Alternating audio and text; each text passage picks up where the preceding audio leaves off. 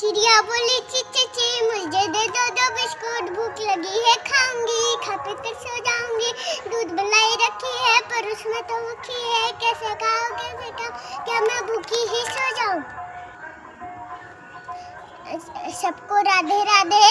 मेरा चिड़िया वाला अच्छा लगा तो लाइक कर दीजिएगा। मेरे फोटो में राधे राधे लिख दीजिएगा और लाडली जी का नाम लिख दीजिएगा।